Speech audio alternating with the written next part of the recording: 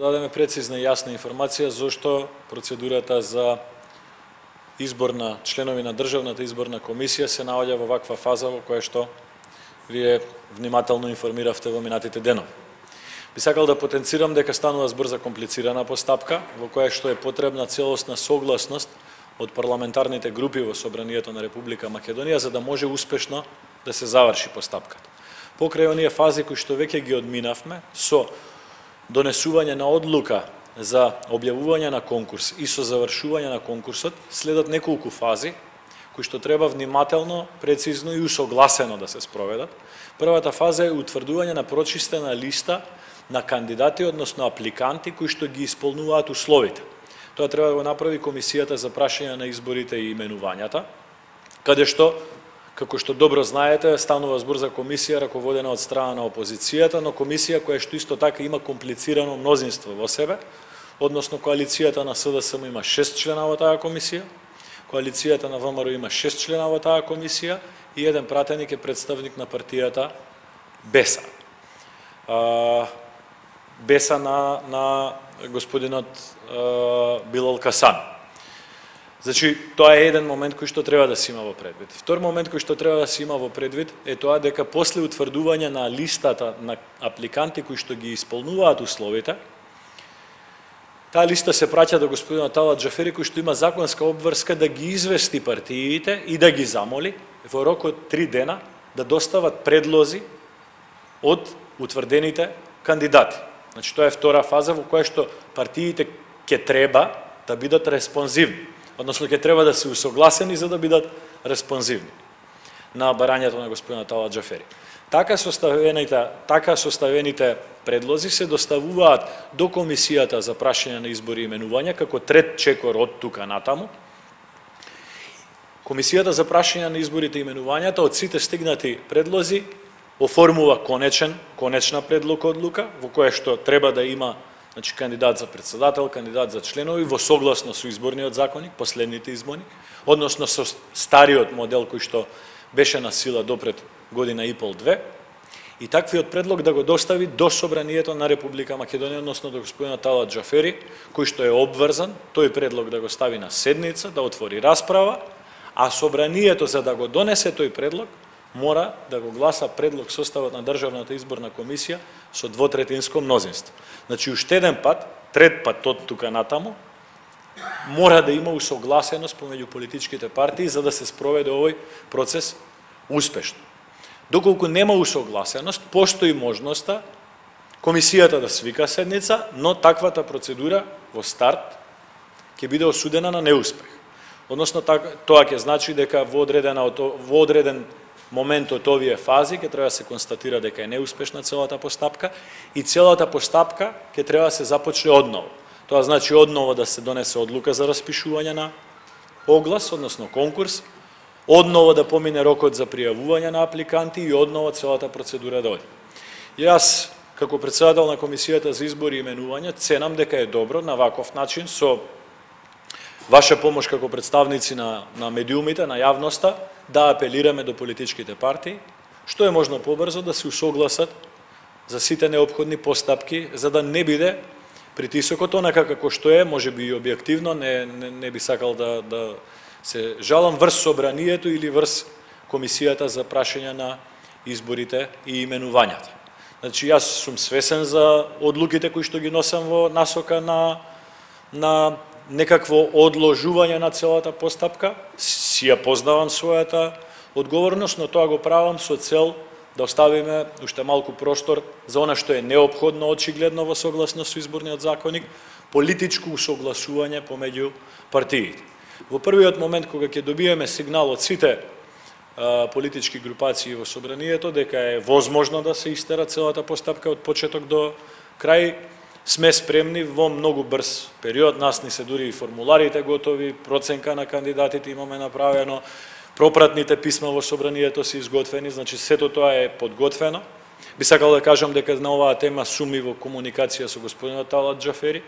Сме го разговарале овој проблем неколку пати и јас како председател на Комисијата за прашања на изборите и именувањата, и тој сме спремни во една забрзана процедура, доколку има респонзивност од политичките партии, целата постапка да ја завршиме за да ги исполниме предусловите кои што ги налага изборниот законник. Целта на денешната пресконференција е тоа, да објасниме, да биде прецизно и јасно и за вас и за јавноста, дека од формално правен аспект свесни сме за одлуките кои што ги носиме, но оставаме простор за политичко усогласување помеѓу партиите. Тука јас би завршил, повелете со прашања, господја Мира.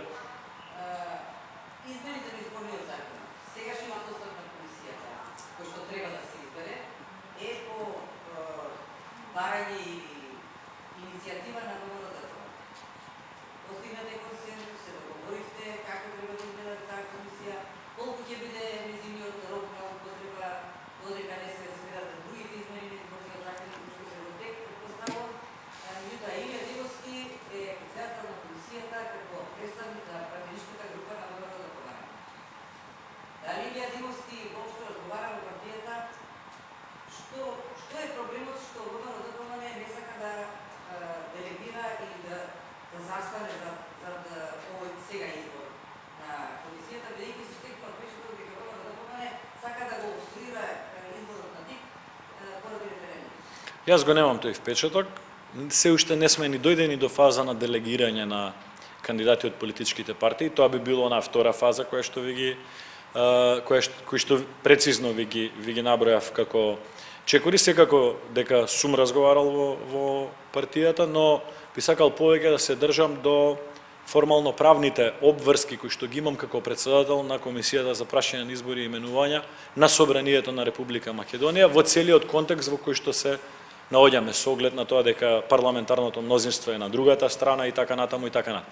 Но во суштина, околу Државната изборна комисија, промената на претходниот модел во враќање во стариот модел, може би е по иницијација на ВМРО-ДПМН, но е по општа констатација дека оној обид да се направи миксиран состав на експерти и представници на политичките партии не даде резултати какви што беа очекувани. Мислам дека тоа е впечаток на сите политички партии, на целокупната медиумска јавност и на оние меѓународни организации кои што ги следат изборите во детали.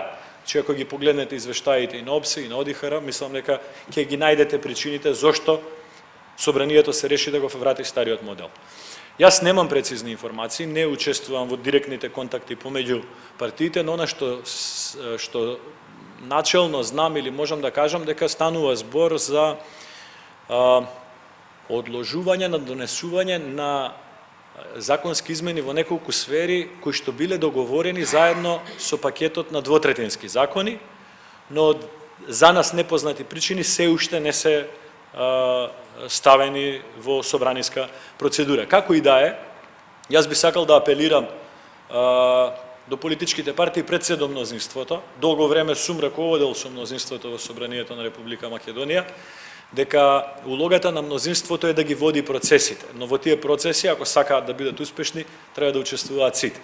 Учеството на сите значи некогаш и прифаќање на други идеи, други политички цели и комбинирање на сето тоа во насока на остварување на генералните интереси на граѓаните на Република Македонија и на Република Македонија општо. Затоа се надевам дека иако се една година мнозинство во Собранието, дека е доволен период како искуство да разберат дека сето тоа е нормално и не е ништо воопшто страшно. И ние многу пати сме носеле одлуки кои што биле во волја на опозицијата во тоа време, додека сме биле мнозинство, но нема друг начин на воспоставување на било какви линкови, комуникација, соработка и така натака помеѓу партиите во Собранието, доколку нема таква интеракција.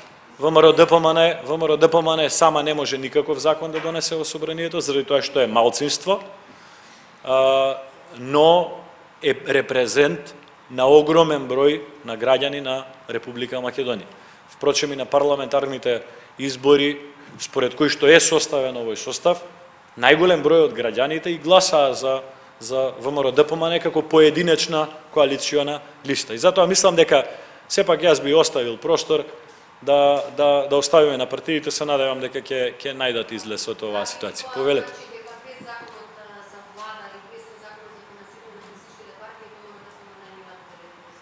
Јас реков, јас сепак денеска би се држал до формално правната обврска, иако ви велам станува според она што го знам, не сум дел од директните комуникации помеѓу политичките партии, според она што го знам станува збор за веќе усогласени работи заедно со пакетот на двотретински закони кои што пред 2 месеци се донесува во насока на исполнување на критериумите за наше приближување кон Европската Унија. Се сеќавате на тој пакет на двотретински закони кои што ние ги поддржавме со цел да ја поддржиме Република Македонија. Во тој контекст, велам, се надевам дека ќе се најде решение.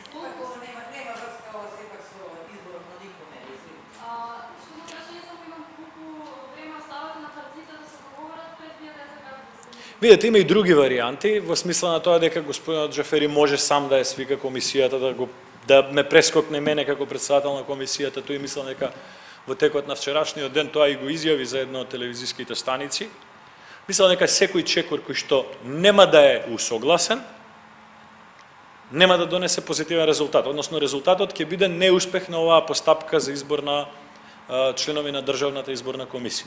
Едноставно, може би спротивно на волјата на нас како поединци, како луѓе или како пратеници, но тоа е момент во кој што треба нешто партиите меѓу себе да се усогласат. Многу подобро, искрено би било кога не би морало да доаѓаме до вакви моменти, а партиите континуирано да имаат комуникација и да се усогласуваат, но тоа е што е. Јас сум премногу внимателен како председател на комисијата, не сакам да направам чекор кој што ќе значи можеби одложување од 2 месеци за избор на Државната изборна комисија. Повели Горан? Нема, Горан. Нема. Значи, многу е комплицирана состојбата. Прво е соодносот во комисијата 667, второ, респонзивноста на политичките партии, дали ќе вратат со писмо, и трето е двотретинското мнозинство. Значи, премногу е комплицирана состојбата. Не е прашањето на лични позиции или да се изразам хирови мои или на господинот Џафери или на било кој тука. Едноставно, соочени сме со момент во кој што мора да се седне и да се бара заедничко решение на целокупната состојба. Повели Милка?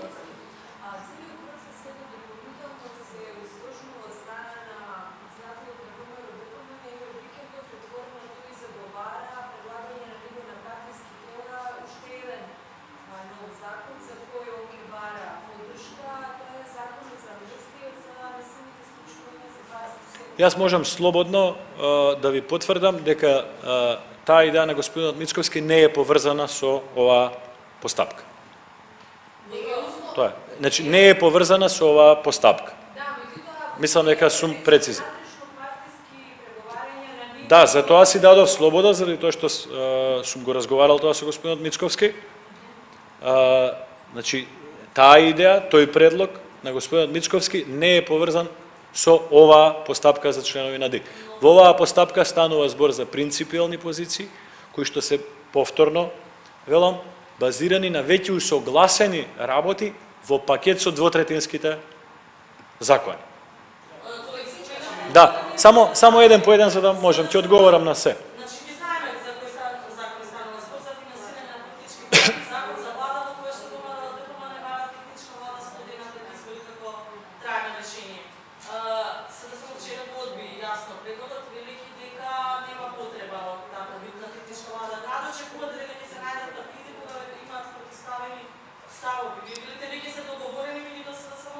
Видете, јас уште една станува збор за принципиални работи. Она што јас го знам е дека ВМРО-ДПМН го бара она што СДСМ го имала на изборите на кои што настапи како опозиција во насока на градење на доверба во изборниот процес. Велам, кратко се мнозинство, се уште има некаква еуфорија која што владее во нивните редови, но одговорноста кон државата подразбира и инкорпорирање на сите сегменти од општеството, меѓу кои ВМРО-ДПМН и другите опозициони партии, не само ВМРО-ДПМН. Во собранието има дел од БЕСА како опозиција, има Алијанса на албанците, во севкупните процеси. Тоа би било одговорно раководење со државата. Се друго е малце различно од поимањата.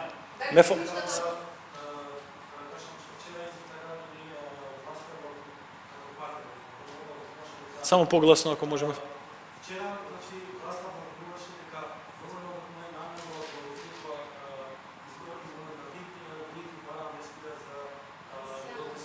Ви потврдив за тоа.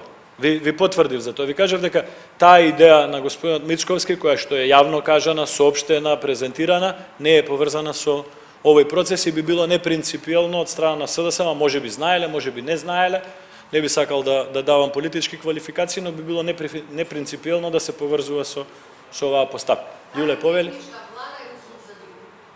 Не би можел толку длабоко да одам, сепак реков не сум дел од тие меѓупартијски преговори, но принципиелно мислам дека доколку има предвремени избори треба да бидат со исти или многу слични услови на она што било на претходните избори. Дали има уште некои прашања? Повели.